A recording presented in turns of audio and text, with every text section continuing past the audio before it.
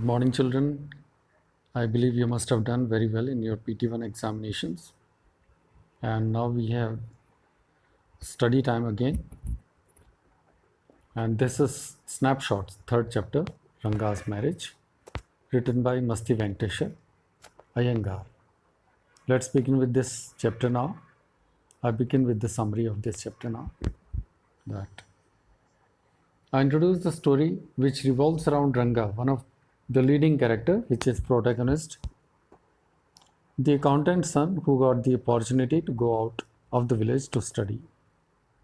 The narrator takes you through a journey where he changes Ranga's perception about marriage, how he staged their union with the help of Shastri, one of the Pandit, and what role English has played in their village.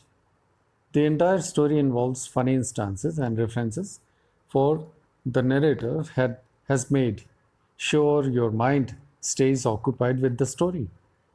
This is one of the South Indians story written by South Indian writer. And when I read this chapter in the book Snapshot itself, I found it very difficult to understand in the beginning. And there is a reason behind it. You must say that Sir is an English teacher and he could not understand the story well. Yes, I tell you the difference of understanding basically. This is called cultural difference. Culture includes our languages, our clothing, our speech, our accent, our food, our festivals, and so many. And when I read this story, I found it that this story was written original in South Indian language. And when it was converted to English language, then whole sense, whole humor, and whole emotions and expressions were totally different, I found. Though the writer of English, though that who converted from that language to basically English, I feel that he tried very well to write it very well in this. All the expressions were included, but I found something missing in that.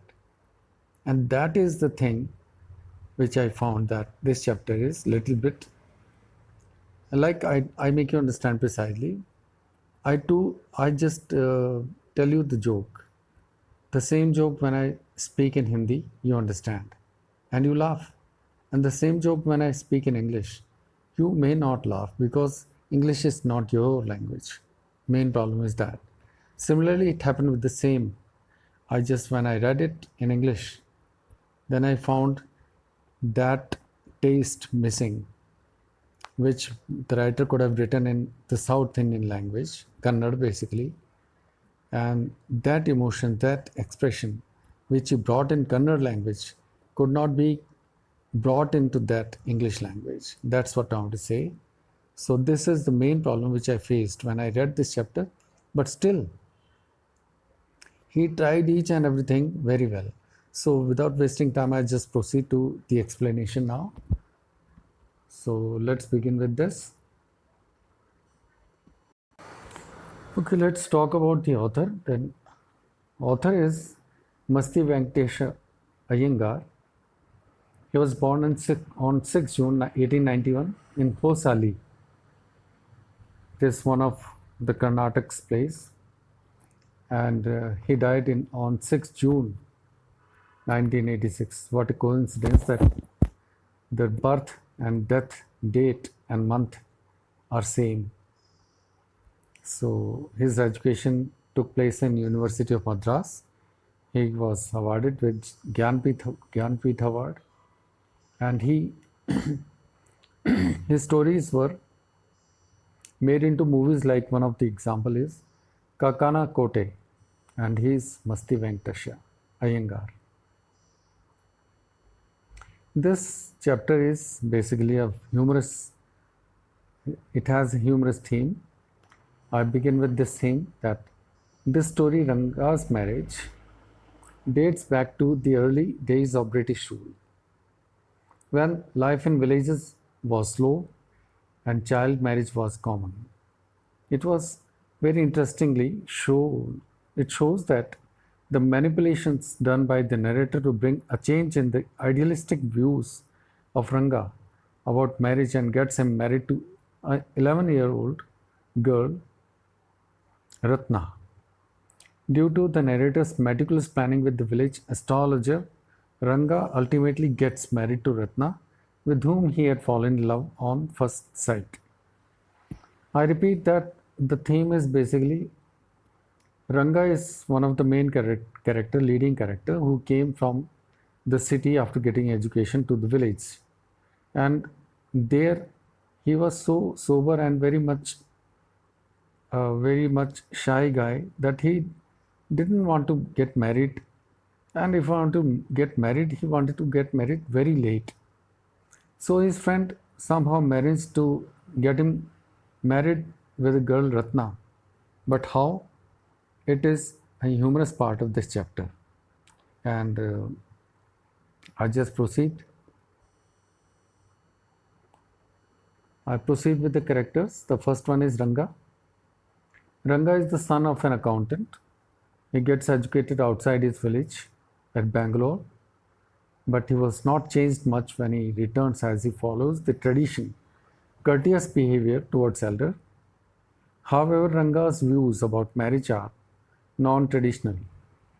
The narrator's strategy succeeds in making him agree to the traditional arranged marriage. So this is Ranga's introduction, and I come to Shyama. Shyama is basically narrator himself. He is Ranga's neighbor. He is impressed by Ranga's culture, behavior, and plans a strategy. He takes the village astrologer into confidence and finally makes Ranga agree to marry an 11-year-old orphan Ratna. Next is Ratna. Ratna is an 11-year-old orphan girl who is staying with her uncle Ramarao. She is pretty and sings very sweetly. She also knew how to play the veena and harmonium. She impresses Ranga so that he changes his views on marriage. Shastri.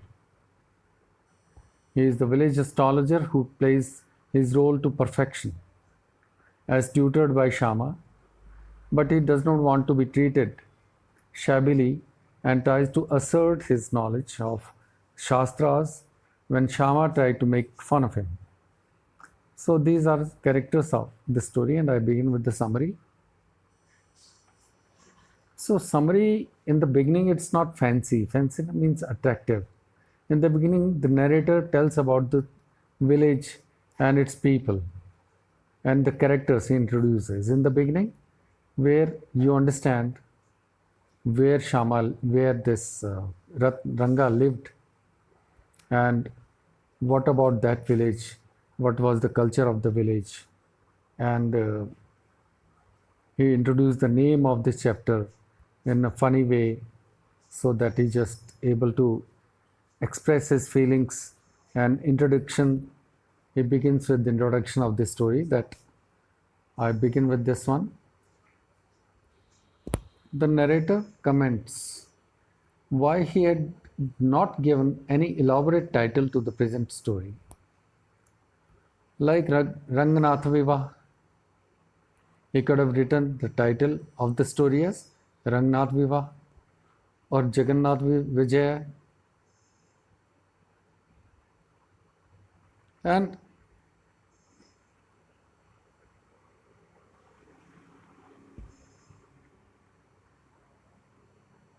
that the reason is that the story is about a common boy, Ranga. So he did not give the title as Rangnath Vivah or Jagannath Vijay, but he told that Ranga is the theme, main center of the story. So he said, why not to keep the title on the basis of the Ranga himself, the person who is the hero of this chapter. So Ranga is son of an accountant, and his village is Hosali. Now, the author tells about the village and village Hosali. Narrator mentions that this village is very small. It is not mentioned in geography books because it's very small. So nobody knows about Hosali, this village particularly. But still he speaks highly about Hosali. Even local doctor Dr. Gund Bhatt, who has visited many places outside India, finds it an impressive village. The village is famous for its sour mangoes, creepers growing in the village pond. The leaves of this creeper could serve as good plates for serving afternoon meals. So this is about village. Now narrator Shama says that real appreciation of the village can be felt only if somebody visits it personally and gets acquainted with it. For example, you say, sir, Sagar is not famous place in India, and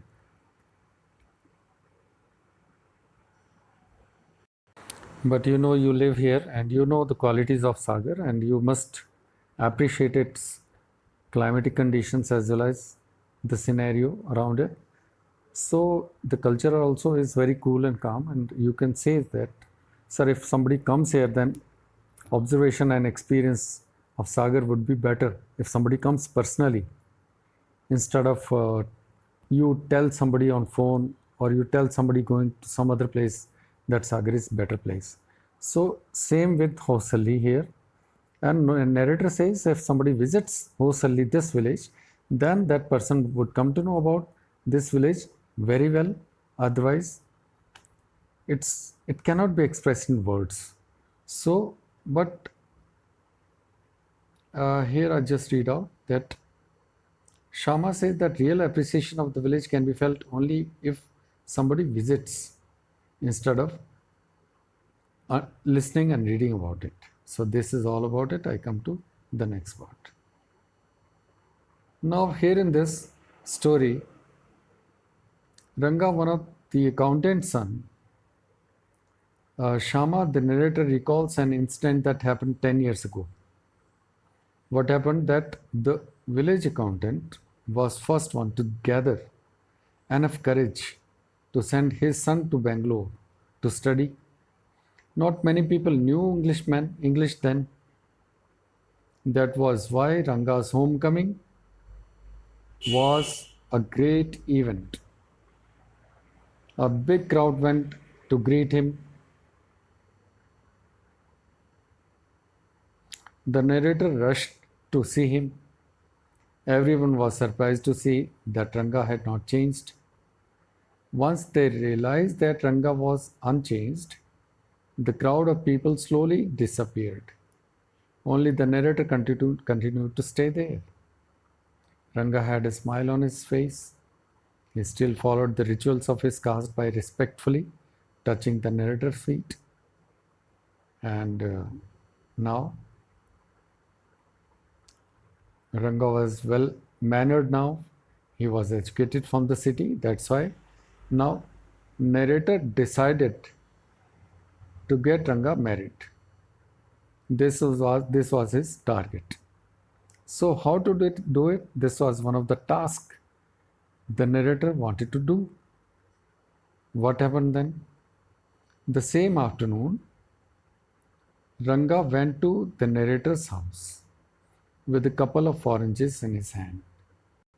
The narrator thought that such a fine, generous boy should get married and settle down in his life. He inquired about his plan to get married. Ranga said that he didn't want to get married soon because he was searching for the right girl who was mature enough. Secondly, he wanted to marry a girl he admired, he liked. He was not in favor of the arranged marriages prevalent in society. Till he got the girl of his choice, he wanted to remain a bachelor. So that way, the narrator was distressed to learn about Ranga's views on marriage, but he made up of his mind that very soon he would get Ranga married. So this was his task now. What happened next is that narrator found a suitable girl for Ranga. Who was that girl? That that girl was Rama Rao's niece Ratna, a pretty girl of 11 years old who had come to stay with him with his uncle after her parents died. She was from a big town, so she knew how to play veena and the harmonium. She also had a sweet voice. So the narrator starts playing matchmaker. What does it mean? It means narrator started making some efforts to get Ranga married. So what happened then? The next morning, the narrator told Ramarao's wife to send Ratna to his house to fetch some buttermilk. Ratna knew the narrator as he was frequent visitor to Ramarao's place. Narrator and Ratna knew each other because narrator used to come to Ramarao's place, uncle's house. And Ratna came to narrator's house now. When Ratna came, he requested her to sing a song. It was Friday, so she was wearing a sari. Now what happened? Ranga was also called to that place. Meanwhile, Ranga came to narrator's house and stopped at the threshold. Threshold means he was impressed by the voice of Ratna. He didn't want to singing to stop. He didn't want the singing to stop, but he was curious to see the singer. He was enchanted by her and kept glancing at her. After a while, Ranga asked about Ratna because he was impressed with her voice. The narrator quietly, cunningly told him that she was married a year ago because he knew that now Ranga has some emotions for Ratna now, but he was joking that he didn't want to disclose the reality of Ratna so that Ranga should get upset. Now Ranga was extremely disappointed to hear this that Ratna was unmarried. The narrator noticed the signs of disappointment on Ranga's face. Ranga left after some time. So now narrator had a plan. So next morning the narrator met the astrologer, better known as Shastri, and tutored him. He made a plan, tutored him about his plan that in Ranga's case, in the afternoon, the narrator met Ranga, who appeared as disturbed as he was yesterday. The narrator suggested to meet Shastri and inquired about what was worrying him. So this happened. So after that,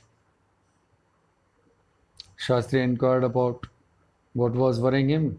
Ranga did not protest and went to meet Shastri with the narrator. Shastri pretended surprise and spoke about meeting the narrator after a long time.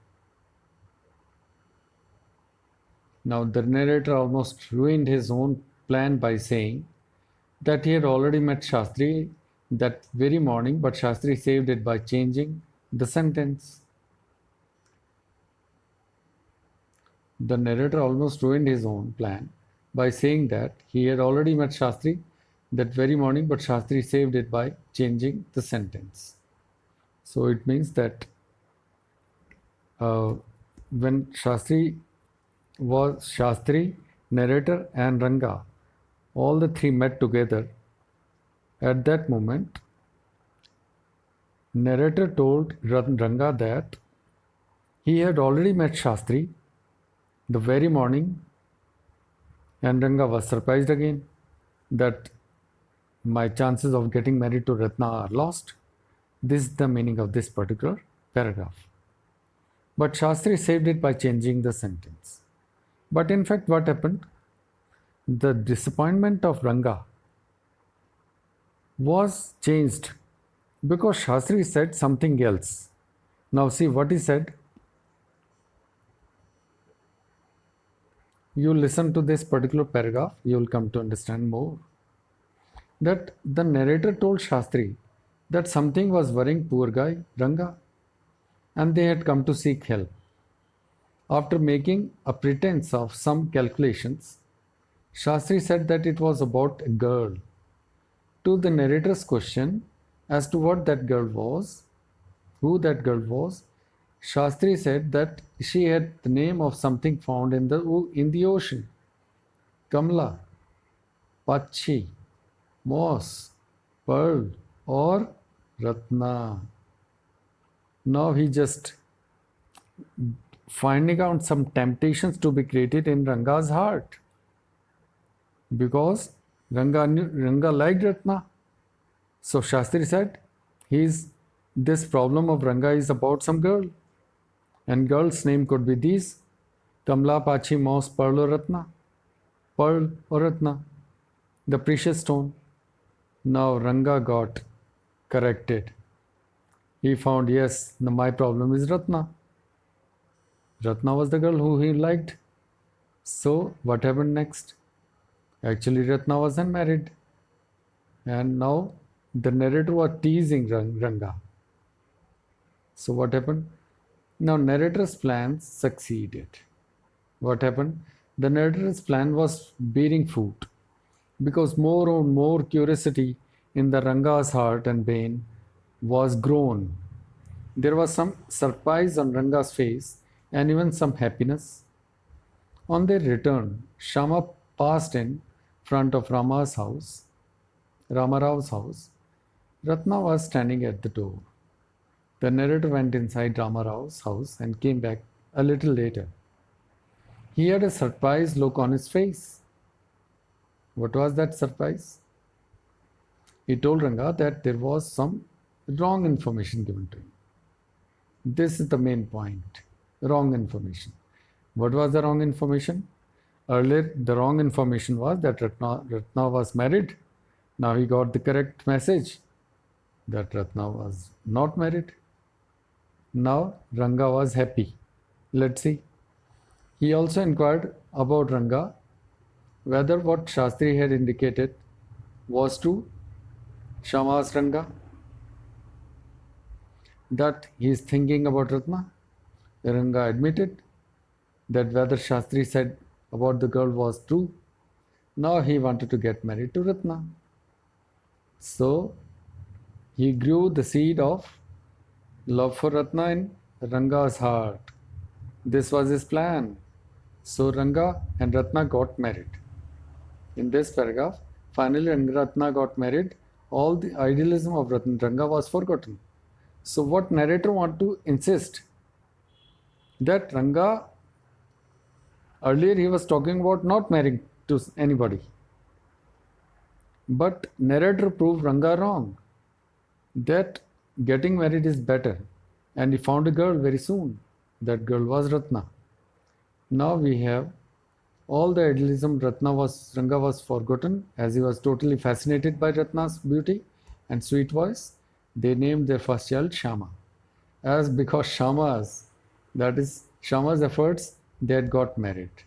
Years later, Ranga invited the narrator for dinner on the occasion of his 3-year-old son's birthday. The son was also named Shama in honor of the narrator.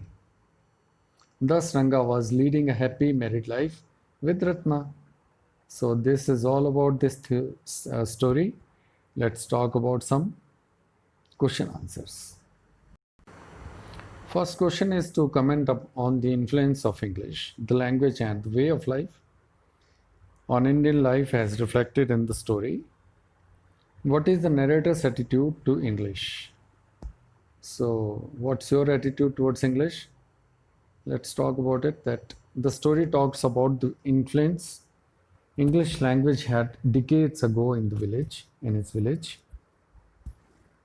Not many people in the village at that time could understand or talk in English. Only a few courageous people would send their children to study in cities, like the village accountant sent Ranga to Bangalore. When Ranga came back to the village, everyone was keen on seeing how their culture had transformed him. As far as cultural influence is concerned, the story mentions how Ranga wanted to marry a girl who was mature, someone who understands him and is compatible with him. This is completely in opposition to the arranged marriages that were widely prevalent in those times. The narrator finds it disgraceful when people mix Kannada language with English. He recounts how one day a lady delivered firewood to Ramarao's place, and he told her to come the next morning because he had no change. The lady did not know what change meant and left while muttering to herself. The narrator confesses that he too did not know what it meant until he asked Ramarao. And question number two, astrologers' perceptions are based more on hearsay and conjecture than what they learned from the study of stars. Comment with reference to the story. What does it mean? That question means that astrologers do not have good knowledge of astrology, but they just look at the society and the situation and they change their views according to the situation, and they just make an impression on the minds of the clients that they have great knowledge. This is what the question wants to say. So, is it true or false? Whether astrologers have real knowledge or no, we have to talk about it. In question number two, the answer is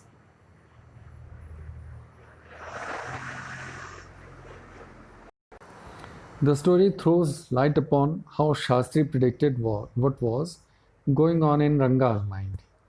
He did it using two sheets of paper, some cowries, and a book of palmyra leaves in the form of his paraphernalia. He even revealed that Ranga has some girl on his mind whose name related to something that belonged to the ocean. All this made Ranga believe in the power of astrology, while in reality it was our narrator Shama who had tutored Shastri to say so in a meeting prior to the one with Ranga.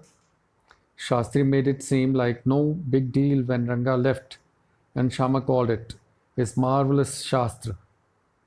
He said he could have guessed it with his numbers even if Shama had not staged it for him. Hence, the story portrays astrologers' perceptions to be based more on hearsay and conjecture than what they learned from the stars.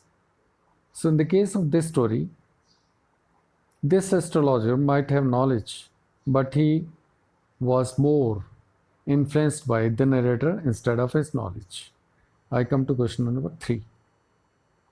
Indian society has moved a long way from the way the marriage is arranged in the story. We have to discuss about it. And the answer is, it is true that Indian story has moved a long way from the way the marriage is arranged in the story. Earlier, there was no concept of love marriage, and only arranged marriage took place, like the one being talked about in the story. Ranga's marriage was arranged, but by his uncle Shama. In present times, the bride and the groom have to have a say in the matter, unlike decades ago, where even their consent was not considered important. Our society has come a long way since then, especially when it comes to the rights of females. Earlier, the bride's families were pressurized into paying dowry, which has been illegalized now. It is also against the law to marry individuals who have not yet attained a specific age, 18 in case of girls and 21 in case of boys. Question number 4. What kind of a person do you think the narrator is? The narrator is a man of his land as he introduces his village with such enthusiasm that every reader would want to visit it at least once. His hospitality can also be appreciated as he promises to take good care of his readers. He is someone who believes in maintaining the authenticity of his culture. That is why he thinks it's a disgrace to mix Kannada with English. He is a man with good judgment of character. He knew what type of man Ranga was, and that Ramarao's niece Ratna would be a perfect partner for him. Shama seemed like someone who knows how to make his own way. The whole setup he staged with the village Shastri in order to get Ranga and Ratna married pose as evidence for that. He is also funny by way of which he teased the village Shastri. Although clever, he seems to be a man with best intentions at heart. Alright, children, I believe you must have understood the chapter, and I just expect that you will do the work and prepare for the PT2, which are approaching very soon in the month of October. Mid-October, they will start. The exact date of the examination has not been announced, and the way and the mode of examination is not still decided, but it will be declared soon. So I wish you best of luck. Thank you so much. Have a nice day.